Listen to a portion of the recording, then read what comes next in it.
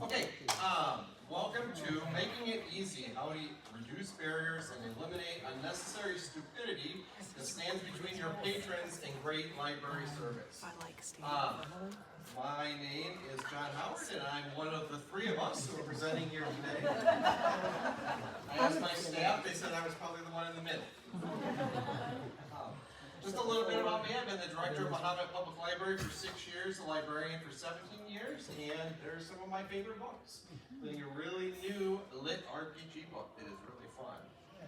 Better on audio than in print. Tammy Caputo is my assistant director at Mahomet, and she has been a librarian for 25 years, representing both public libraries and school libraries, so you can kind of pull the best of both worlds there. Some of her favorite books. And then welcome to McFarland, our media specialist and librarian from Mahomet Seymour Junior High School, and she's been a public school educator for almost 20 years. So thanks for being here, Amanda. She also has really interesting taste in books. So why are we doing this presentation? Basically, the way I see it is people have a lot of choices for their time, and people tend to repeat pleasurable experiences and avoid negative ones. So what is making them choose spending time at the public library or the school library in this case? And how are we maybe turning people away or scaring people off or making things? If we make it unpleasant at the library, they're going to stop coming. We need to be making things as smooth and pleasant as possible. So that's one thing. The other thing is, so many of the things we do at the library, we all do them because we've always done it that way. One of the things we're going to look at later on is our spine labels at Mahomet Public Library. Why 3 letters on a spine label? I don't know why that started out as a 3-letter thing, but we've had 3-letter spine labels forever, which in some sections of the library mean that the call number is exactly the same for 4 straight shelves. We're going to talk about that. So why do we think this? How do we avoid saying we've always done it that way, and instead say, should we rethink this? Is there a better way? Especially, is there a better way that it's going to be better for our students and our patrons? I think the way you kind of figure out what's important to you in this world is to ask yourself, what keeps you awake at night? I have a librarian friend from a very different library than mine, and if you asked her what keeps her awake at night, she would be that anybody ever breaks a rule in my library ever. And as a result, the policies of that library and the way they deal with patrons very much reflect that. For me, and for Tammy, and for Amanda, what keeps us awake at night is the idea that somebody comes into our library, has a negative experience, and never comes back. Not only maybe never comes back to this library, but maybe never comes back to a library ever. That's what keeps me awake at night, and that's what the rest of this presentation is about, is how do we do the best we can to make sure that doesn't happen. Don't try to read all this, it's a lot, and it's not important. The important thing is, these are all individual line items in our strategic plan, and by the way, this entire PowerPoint is downloadable from the app. All of these are from our strategic plan, and all of them in some way or another relate to what we're talking about here today, even though they were in kind of very disparate areas of the plan. So we're going to start with Making It Easy, the Public Library Edition. I'm going to talk for a few minutes. Actually, I'm not going to talk for very long at all. I'm going to turn it over to Tammy. Tammy's going to talk for a little bit, and I'm going to talk for a little bit, and then we'll do the School Library Edition at the end with Amanda. So, but before we get to that, I have one more slide, and that is our service philosophy. So this is a big deal for us, in the sense that we noticed that sometimes we had different rules, that we had different ways of serving patrons that were different than other libraries. And at one point we sat down and said, how do we kind of put in writing what it is that's important to us that causes us to have these different policies and procedures? And we came up with this short list. This is actually super important. And again, this is here, and feel free to, there's more words on the actual one, so if you want to use the QR code, then I'll get you there. Basically, we want to provide access to as many people as humanly possible. We want to provide positive experiences. When in doubt, put patrons first. We want to remove barriers whenever we can. Strive for yes. How can we find a way to say this? You know, it's always like, okay, there's a policy against that. Yeah, but is this a reasonable request? Is there a way we could say yes to this? You need a library card to use a room in the library. You need to reserve the room. Well, the person comes in with the library, this Girl Scouts wants to reserve the room, doesn't have a library card. Okay, does a member of your troop have a library card, and can they put this in? How can we find a way to say yes to having the Girl Scouts in our meeting? Not, well, you don't have a library card, you can't sign up for it. So strive for yes. We're always trying to find a way to say yes. Not always, we don't always say yes, but we're going to try to find it. Trust our patrons. Limit negative consequences. There's going to be times people come in and they have a bad situation that they have to deal with. But can we keep that as minimal as possible? We can keep it as limited as possible. Believe but record, we'll talk about in a little bit, and listen to our patrons. A big thing you're going to hear from all of us is, when we talk about policies and procedures is, are we making things more difficult for the 99% of people who are trustworthy on the off chance that somebody who's not trustworthy might try to get away with something? And should we? Or can we say, okay, we're going to have friendlier procedures, and every now and then we're going to have somebody take advantage of us, and that's okay, and we'll deal with it at that time.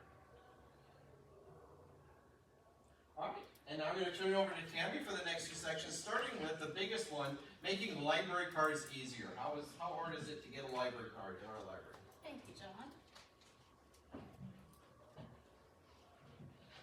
Good afternoon. It's nice to see you. So making library cards easier is a topic that John and I talked about.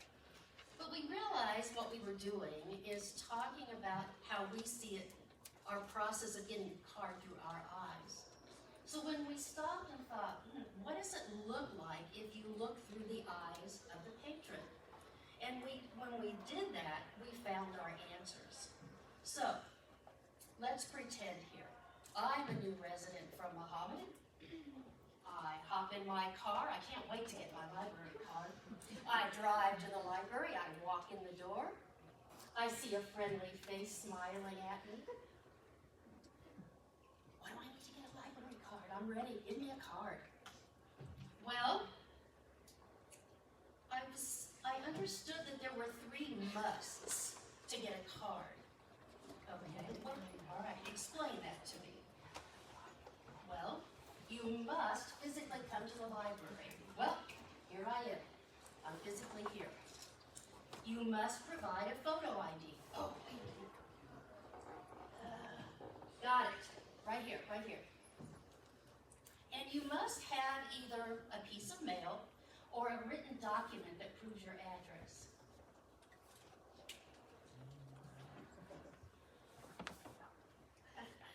Oh, I'm new to Mahomet. I don't have anything with my address on it.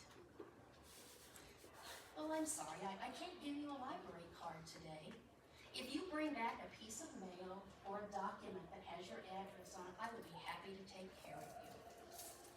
So, I sigh, I turn around, and I walk out of the library.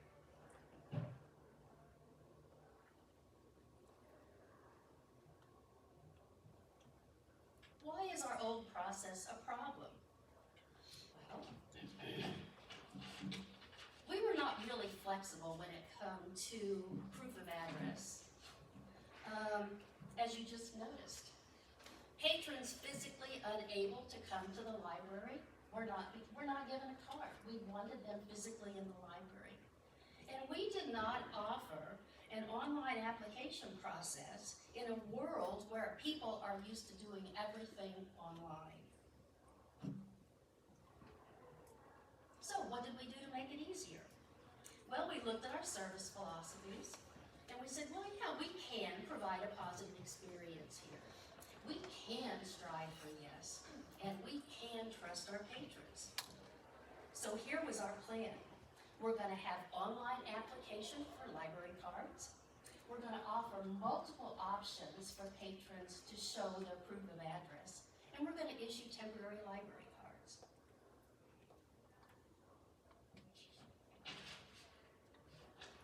Now, proof of address was the one that was a stickler for us. But these are the options that we now accept. Of course, we can take a piece of mail or some sort of written document as proof. If their current address on their driver's license is good, that's acceptable to us. If they've got a document on their mobile device, sure, that's fine. We'll take that. Are they a homeowner? Well, let's look you up on the Champaign County Property Tax Lookup website, and we can see your address there. But if none of that works, we're going to issue a temporary card, and that card will expire in 2 weeks. And then we ask patrons to bring back the welcome letter that we mailed to their home, show it to us, and that's proof of their address. And then at that point, we will extend the expiration date of their card. So they walk in the library, they have a positive experience, and they walk out of the library with a card. It's a win-win situation. Kids without cards. Let's put it simply. Mahomet Public Library plus Mahomet Seymour School District equal books in the hands of kids. So a couple years or so ago, the Mahomet Public Library and the Mahomet Seymour School District signed an intergovernmental agreement that will provide free non-resident cards to students and teachers in the Mahomet Seymour School District that are not served by any library. And that also includes our homeschool children who reside in the Mahomet Seymour School District. We're providing access to those that didn't have it before. Our next step is our online card application process. And I would say probably in the next 2 or 3 months, we're going to have installed the Verify software from Patron Point. And this does everything for us. And once the patron signs up, the software proves where they live, they've got a card, and they're ready to go. So we're looking forward to this. We've removed barriers, and we're providing really positive experiences for our patrons.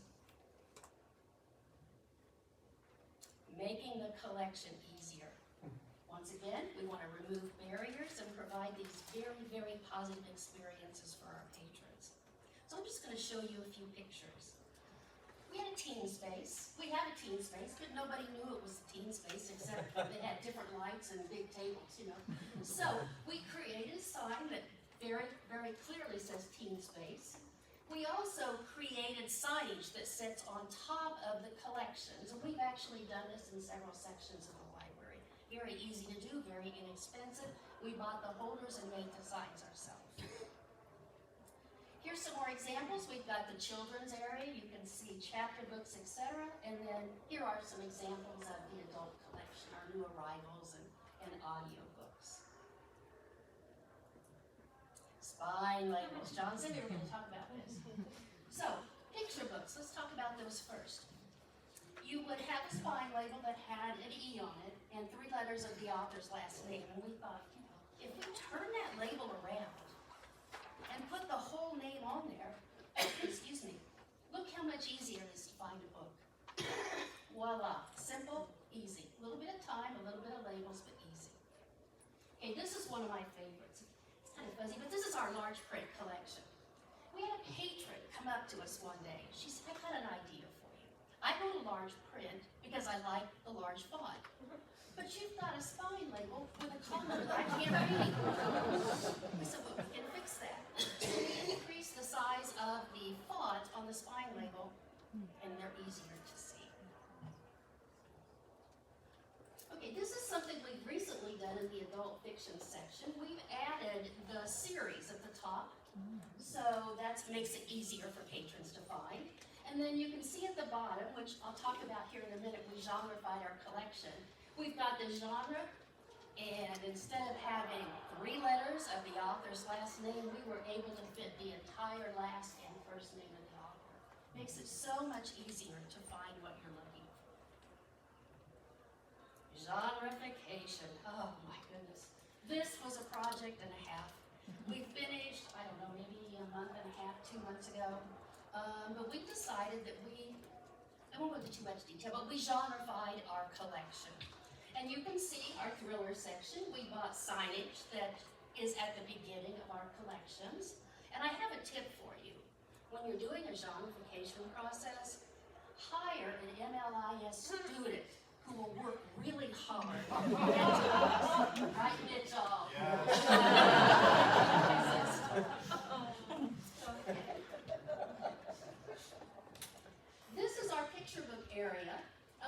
have a lot of room, but we thought for the little ones who are little, you know, why not get flip front bins? So we have them, this is 2 rows of our picture book section. And then you can see the other books that are shelved above those with the spine label turned. And last but not least, in the children's area, you know, little ones can't read yet, but they know pictures. So we decided in our flip front DVD bins that we would put pictures of characters they recognize. So they can walk over there and go, oh, here's Curious George, you know, and they can start flipping through. And we just got those off of Canva, laminated them, and stuck them on the drawers. Easy to do. And then in our adult collection, DVDs as well, we switched them from title up to flip front. And what it does, it's like putting a book on display. You see the cover, you flip through it, it's much easier to browse our collection. So that's all I have for you today, and I'm going to turn it over to John. Thank you, Tammy. Tammy practiced, and she said she had it down to 10 minutes exactly, which is what exactly what she just used. So good job, Tammy. I did not practice, as I'm sure you can already tell. So making services and programs easier. You know, again, we're looking for every spot we can in the library where things need to be made easier, or we need to say, are restrictions that we're putting on people necessary? So in Mahomet Library, here's what you need a library card to do. You need a library card to check out materials, including ebooks, and you need to reserve the meeting room, although there's a whole bunch of times where I'll reserve the meeting room for somebody who doesn't have a library card in the right situation. That's what you need a library card for. Here's what you can do at the library without a library card. You can use and reserve the study room. You can attend programs. You can use materials at the library, public computers, notary services, print, copy, faxing. We have a new online fax service that we get 10,000 pages a month or something at no additional cost. Why are we charging $1 a piece for a fax? That's crazy. You know, figure out what it's actually costing you. Maybe you have to charge something, but for us, we made it free, and man, is that service taken off since people found out that they can fax for free at the library. Get help on the computer, get test producting, use the mobile printing. All of these things are or if you walk in off the street, you can do any of these things in my library. Why would we need library cards for these things? I didn't see any reason we needed to. Many people, there are people who use it, most of the people who use some of these things are community members, they've just not gotten a library card because they don't want to check out materials. So this, again, looking at our service philosophies that were here, provide access to as many possible people as possible, and remove barriers. Wherever we have barriers, see if we can remove the barriers. I don't know where else, I'll also actually in this next step. Some miscellaneous things we do that I think have made a huge difference. We have on our company intranet something called the We Had to Say No list. Anytime a staff member is asked for something by a patron and they can't provide it, or we don't provide it, we write it on the We Had to Say No list. So many little things that we've done have done because they showed up on the We Had to Say No list because we didn't have them, and we said, well, but could we do them? Is that something that we could provide? And that list is really, we look at it about every other month probably and say, is there anything on here that maybe we could find a way to say yes to? We don't like to say no at our library unless we absolutely have to. We have 5 notaries on staff right now, 1 more is in training. That's out of a total staff of 17, I think. So no, we try to have a notary there almost all the time we're open. I asked the staff what questions you get from people a lot of the times, and they said, where are the restrooms? Well, to me, the restrooms are right where they should be, but apparently that wasn't obvious to the patrons, so we stuck a big old sign on the wall that says restrooms here, and now, that's helpful for them. Obviously, it was during COVID that we added Wi-Fi in the parking lot, but it'd be amazing how many times we come in to work in the morning and somebody's sitting in our parking lot working on the Wi-Fi. Again, provide access, and again, strive for yes. The Solus app, a library app that lets them renew things and things has been tremendously popular in our library, something we get through Heartland. It's been great. We have an issue, our library is all one big room. Basically, our meeting room is separate, it's all one big room. So it's noisy. Because we have a lot of kids in our library. We are not a shushing library. We didn't put that on here, but we probably should have. We're not a shushing library. We like the sound of kids in the library. But people who come in to work or do studying sometimes would complain about that. So we looked at it and said, is there any way we can say yes? We have one study room that's busy most of the time. We need more study rooms, but we don't have them. So we said the meeting room is not in use about 70% of the time. So whenever the meeting room is not in use, it becomes a quiet study room. And what we just do is every night before we leave, one of the staff members looks at the schedule for the next day and puts on a piece of paper, this regular room is available for quiet study from 9 to 1 and from 5 to 8 tomorrow, so people can see. And then, man, I don't know how many of you guys use Printer-On for your mobile printing. Printer-On is hard. Printer-On is, people don't use it because it's too complicated. We just bought a straight Wi-Fi printer, stuck it behind the circ desk, and now people come in with their phones, they can print easily 90% of the time. How do we charge them for it? Well, we just don't give them their papers till they pay, because it's behind the circ desk. Easy peasy. And honestly, we've almost had nobody print without actually paying for it. Okay, guys. This is a provide positive experiences, right? As long as I'm director, if you call while the library's open, a human being is going to answer the phone. I think that's important. I think the library is known for personal services, and people loathe. They don't just dislike, they loathe those. Thank you for calling the Civic Center Public Library.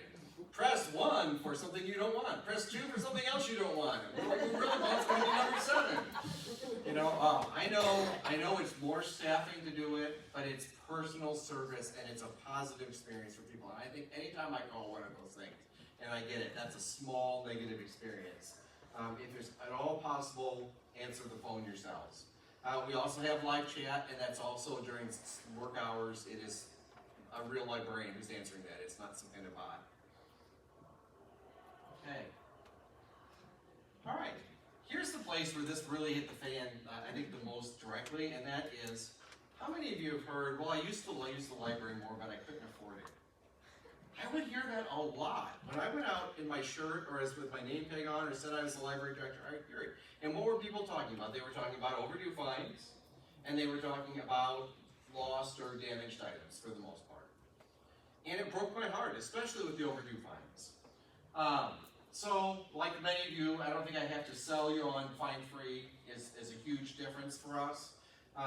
We didn't do it all at once. The first thing I did was realize that when people were paying $10 or more, it was always DVDs.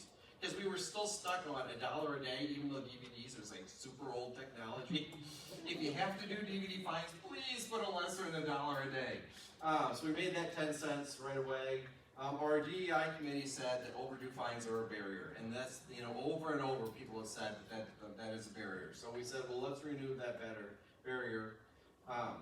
We did this to remove barriers, we did it to limit negative consequences, and we did it to provide positive experiences. I will say a few more books go to lost before people return them. Now, that's the one bad thing I've seen about we're going fine-free, but otherwise it's just been a net positive. The number of people walking in and having a negative experience is going down probably by 80% just with this one change. Because what were those negative experiences so much? Well, you can't check out till you pay your $8. Which, by the way, was 2 DVDs for 4 days.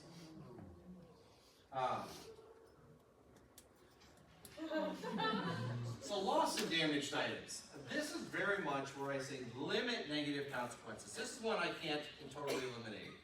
I can't say anybody can damage or lose a book anytime they want, and we'll just cover it. You know, we do have to do that. But what I found out when I got there, and this bothered me almost immediately at the libraries, we were charging retail price. Whatever it said on the back of the book, we were paying 40% less than that, but we were charging retail price for replacement books, and we were charging a processing fee. Okay, so what this comes down to is very much a situation of, we have to have a negative consequence. We won't get our books back. We owe it to the taxpayers to say, you ruined the book, you kind of need to be responsible for that. But, do I need to charge more than the book actually cost me? Or more? And when people would come in, they'd be like, well, I could get that book for you for $17 on Amazon, and I'm asking them for $30. And you lose trust. You know, they didn't trust us. Why are they reaming me on this? Well, they would actually assume that we were probably paying for some special library edition, and guess what? We weren't. It was the exact same book they could buy on Amazon. So, first thing we did was go down to actual cost. And if somebody comes in and like, wow, that's gonna be tough to pay, we'll double check right then and there what we would have to pay to replace it and see, can we charge them a little bit less. We got rid of the processing fees. Why is there a processing fee? I'm not hiring somebody extra to come in to process lost books. We don't have that many lost books. It gets taken care of by the staff who are there while they're there to work. It's not costing us any more to do anything. Why am I charging extra for that service? So get rid of processing fees. If you, there is a little bit of cost. An RFID tag costs 30, 40 cents, and a flight label costs probably a nickel. And I just eat that as part of the cost if we're doing business with the library. And for people who do have financial issues, we'll find a way to negotiate a solution. The one thing that I do quite a bit with people is, if I can tell somebody's like, I'll pay for it, you can just tell it's going to be a hardship for them. I'll look at it and say, well, let's see, this is a Dogman book, it's 18 months old. That was probably pretty worn out. I bet that was only worth about $2. They're still going to charge them something so they feel like they took care of it. That allows them to save face. But I look at it and say, well, this wasn't a new Dogman book. It was a very used Dogman book. So let's negotiate something a little bit lower. So again, the key here is, if you have to have a negative solution, can you find ways to make it be less negative? Can you make it, I gotta charge you if you lose something or if you spill, okay, can I tell a quick story? I think I have time to tell one quick story. We had books come back with tomatoes all over them. Like tomato sauce all over them. And we called the parents of the kid who returned them. We said, well, the books came back with like tomato sauce all over them. And the mom, who's a great parent, said, can I come in and look at them? So I came in and looked at them, and this is what we figured out. Her son, I think it was a boy, had been actually checked out books about Bigfoot. And one of the things they learned in the books is that Bigfoots love tomatoes, and that if you have tomatoes, you can kind of have bait a Bigfoot. So on their way home from the library, with their Bigfoot books in the backpack, they found some tomatoes in somebody's garden and tossed them in there. Then they took the backpack and put it under the bed, as one does. And then 3 weeks later, without saying it, Mom says, do you have books? Kid's like, yeah, they're in my backpack. He puts it in his thing, comes in the library, throws them in the slot. And that's how you end up with tomatoes all over them. They happily paid for them, but we made sure it was a small amount just because we reasonably charged them for those books. If you have to have negative consequences, limit them as much as you can. How about, but I return that. I definitely return that. This is the one place that we use believe but record and trust your patrons. First, check, because sometimes they did return it, and it's on the shelf, and that's on us. You guys all know that. The phrase I learned from Janice Sherman at the Morton Public Library years ago was, I'll tell you what, we're going to check our shelves, what's not there. You keep looking at home, and we'll keep looking here, and hopefully one of us will find it. What a great phrase. If you haven't learned that phrase yet, and you're in this situation, it is the best phrase ever. You keep looking, and we'll keep looking. It suggests we think that we still might be at fault, which we definitely know we're not. But it's a great phrase. And then what we will do with our patrons, if they are like, no, I absolutely return those, it was the 4th of October, I was wearing a blue sweater, I put them in the outside book drop, it's 4 items, there's almost no chance we lost all 4 of them, but who knows. We will take their word for it once, and we will totally waive that fine. And we will record on their thing that they said they had returned it, and that we waived that fine in that case, because we don't do it more than once. So believe, but record. So that, because there's too many of us at this desk, I might remember that I did that for somebody, but nobody knows unless I put it in a note on their account.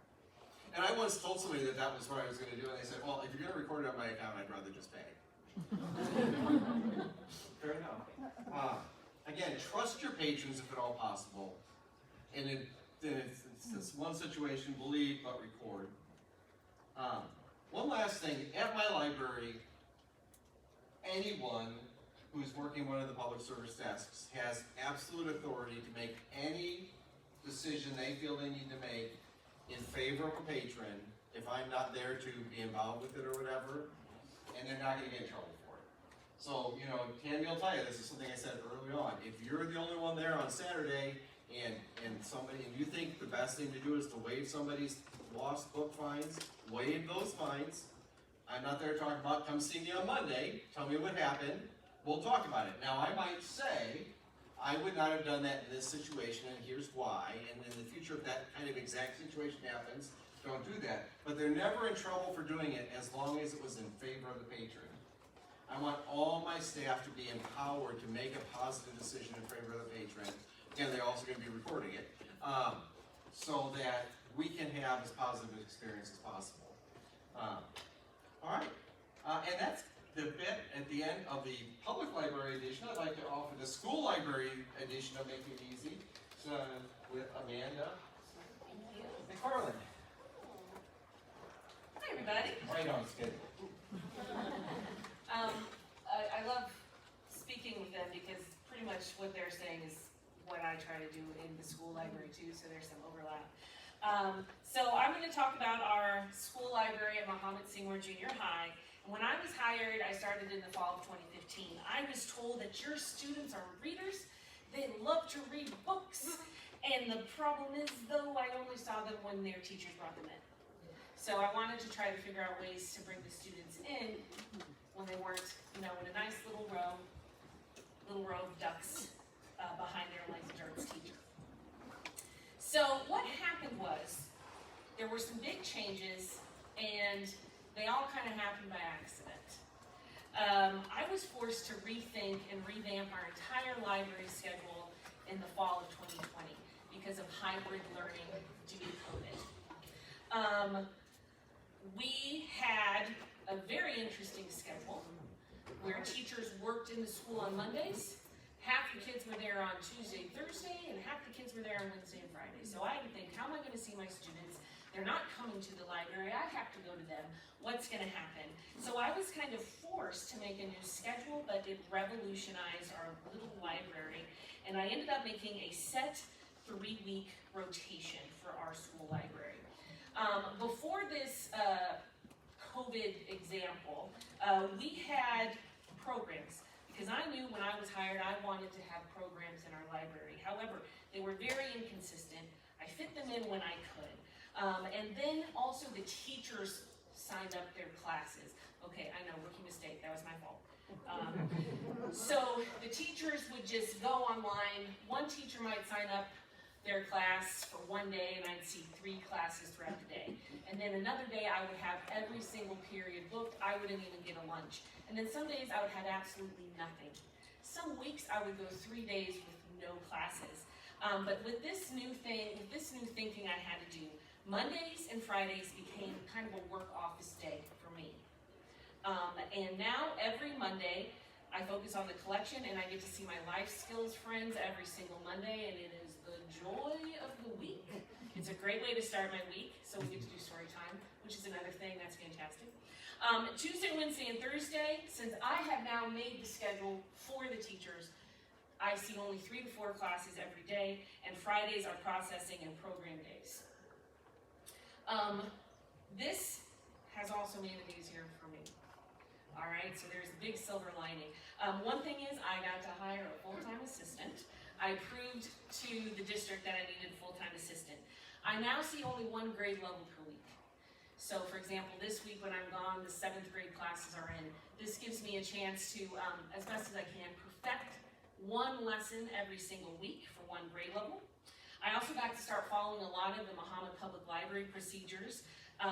I now do a 3-week checkout period like they do. I do not do fines anymore like they do. I also got to teach the students how to do online holds with our Destiny catalog system, because they would only see me once every 3 weeks as a class. And then all of those things could also make them feel more at home whenever they go to the Mahomet Public Library, which is something I really want to do. We also now have easier access to our library space. The library is not just for language arts, which a lot of people in my building like to think. Since this new schedule has been implemented, those Tuesday, Wednesday, and Thursday, we have a lot of open periods. And so I've actually seen, believe it or not, an increase in art classes coming to the library. We have a great class called Behind the Music, which is music history. And also, I have specifically 1 6th grade science teacher. She comes into the library all the time. Now, this is not where I want it to be. but I've seen the increase. I'm still trying to convince the other subjects to come in. It is hard to convince them, but I'm still trying. The library can now also be more available for a testing space. We have a very large IDP and 504 population.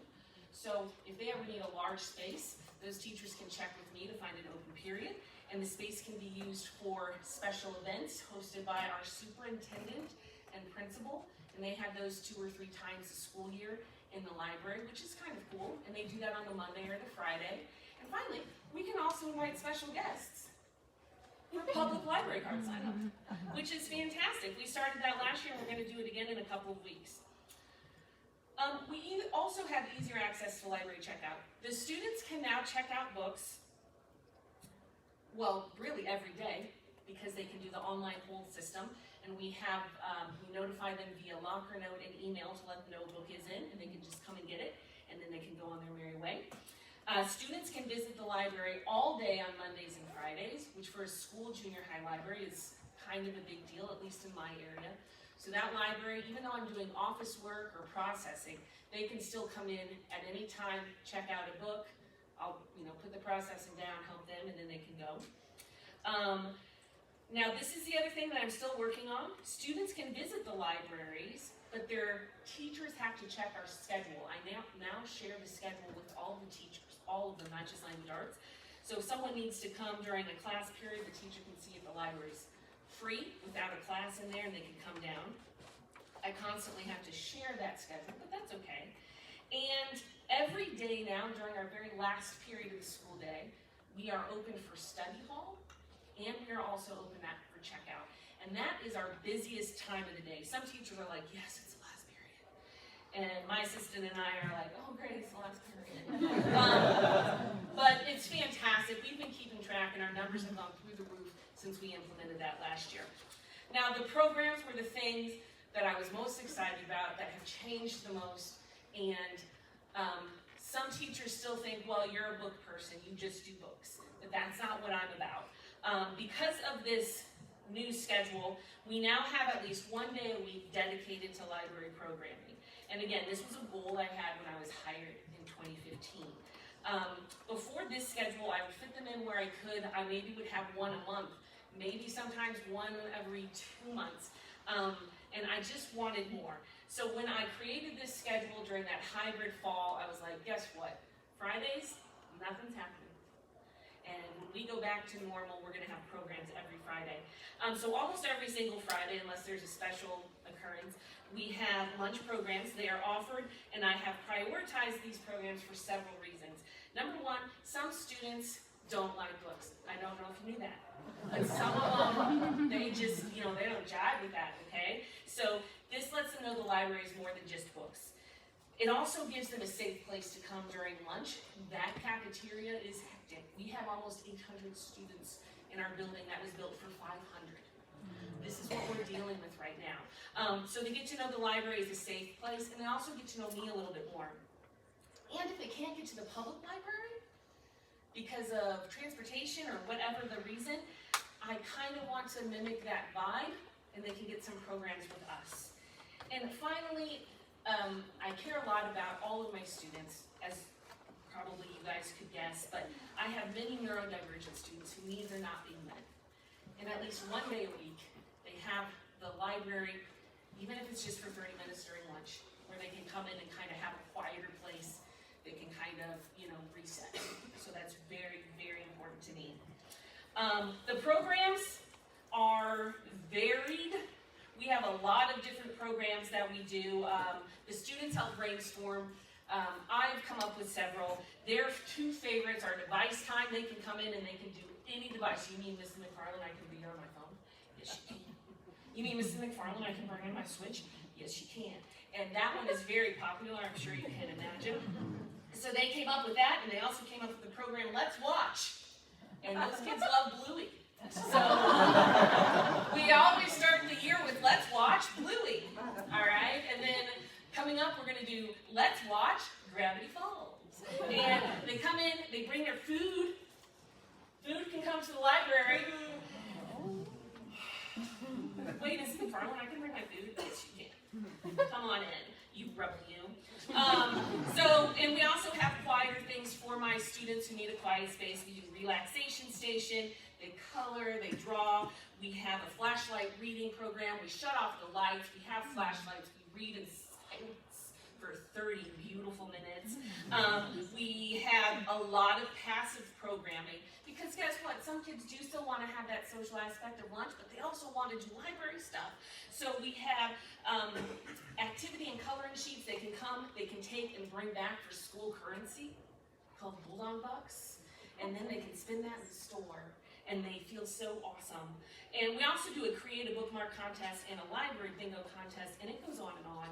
And whatever a kid suggests, I want to hear about so we can add it to the list. Now, this schedule has also given quicker access to our growing library collection. When I started, I think our library had about 5,000 books.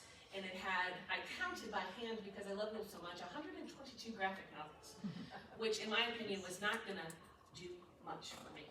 So we now have almost 11,000 books, and we have over 3,000 graphic novels. Wow.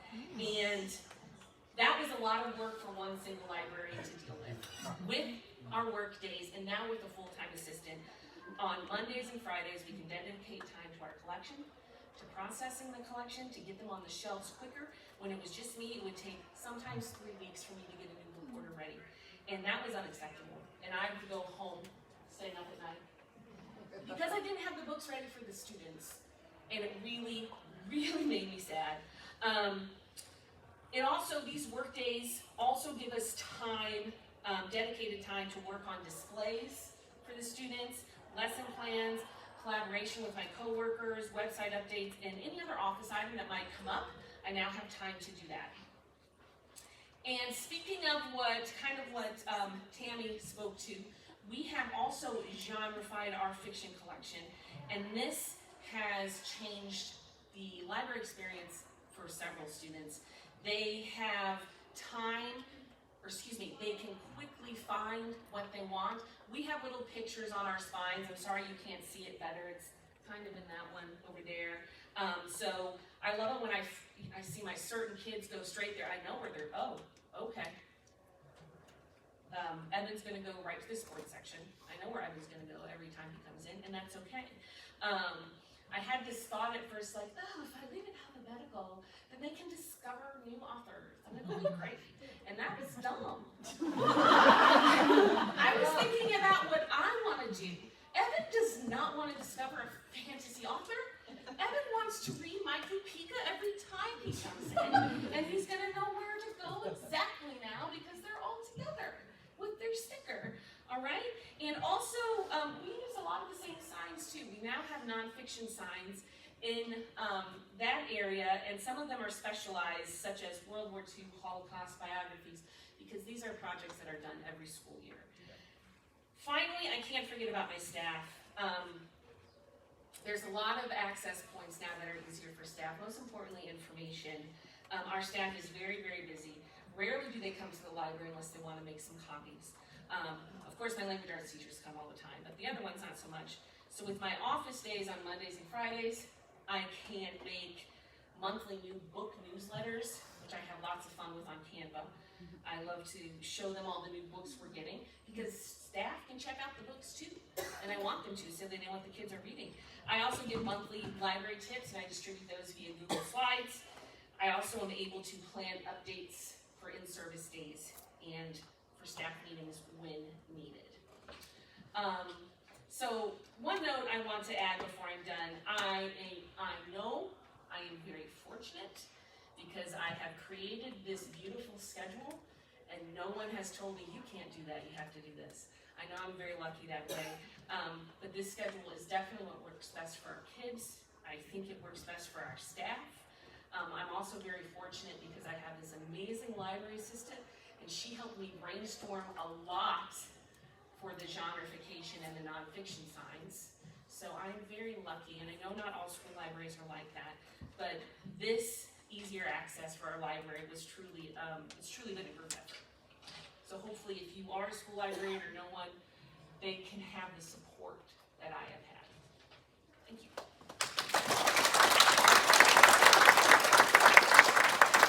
So just kind of one trying to apply it to making things better for your patrons. Try to see things, as Tammy said, from the patron's point of view. What makes sense to us may not make sense to them. If there's obstacles that you can get rid of them. If it's just a little bit of trusting, don't make it harder for 99% of your people so that 1% don't do something they shouldn't. And in general, just make it easier. We're going to do questions and opinions in just a minute here. My final slide, life is hard. The library doesn't have to be. Wherever you can, try to make it easy. All right, do we have any questions? Well, let's just see that.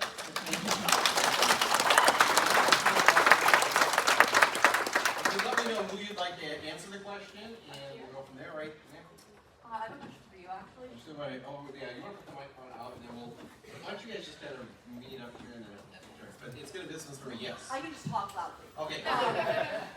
You said you use an online fax program. I was wondering what the name of that program Oh, I'd have to look it up. I got an IT guy. I'll email you later. We had one that charged by the page, and that was expensive. It was costing us a lot of money. So we found one that was, it also charges by the page once you pass 10,000 pages a month. But 10,000 pages in a community our size is a lot. So we will probably never hit that. Okay. Do you mind if I email you later and ask you for the name of that? Absolutely, and I will email Scott. Okay, perfect. Yeah, back here. You mentioned having a student card program. We also started one recently at our library, but we couldn't figure out how to get homeschoolers or private school students included. Could you talk how you were able to do the homeschoolers with your program? Yeah, so basically, I negotiated that with our school district. So the school district does have some responsibility for lost books by kids who have the intergovernmental agreement card. If the kids won't pay for them and their parents won't pay for them, the school district isn't supposed to have it. It happens rarely enough that we kind of don't worry about that. But if we did, the school district would be responsible for that. I said to the school district when we were negotiating the IGA that it needed to include all the kids who would qualify to be at Mahomet Seymour schools, regardless of whether they were or not. Because the parents of those homeschoolers are still paying taxes to the Mahomet Seymour School District. So having them have the tiny responsibility of maybe paying for a lost book once or twice for homeschoolers is not a big ask for us. So I just made sure it was written into the intergovernmental agreement that way. Yes? I have a question for Tammy, and I was just taking notes. You didn't catch everything you said. You said you had free non-resident cards for, I didn't catch what population that you were giving them out to. That is the IGA cards. That's our intergovernmental agreement. Because our library district doesn't represent our school district. So we have a lot of students who live outside the taxing district.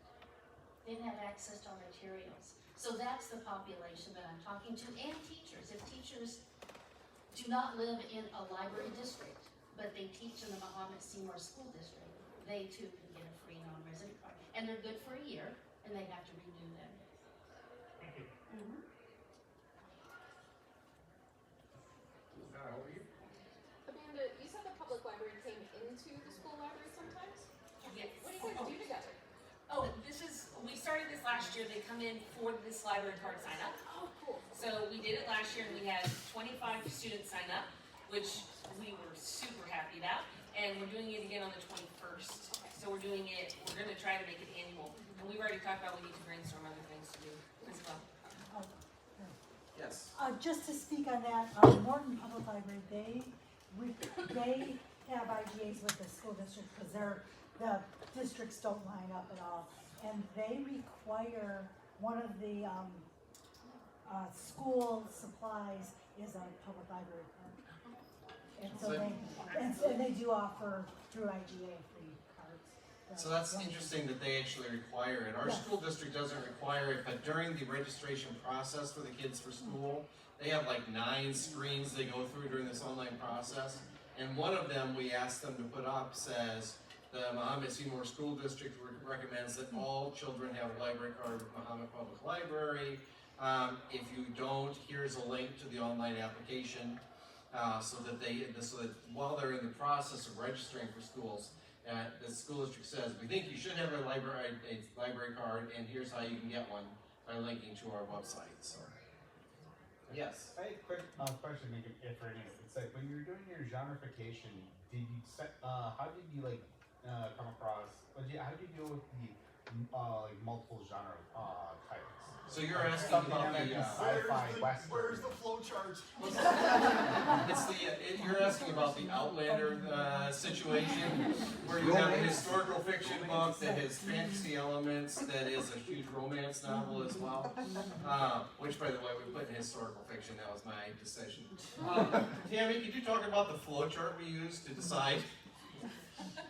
We created a flow chart. I'm a geek, okay? So I drew a flow chart, and we had a process that we went through. So the first thing we would do is look at the bib record and see what genre was assigned to the book.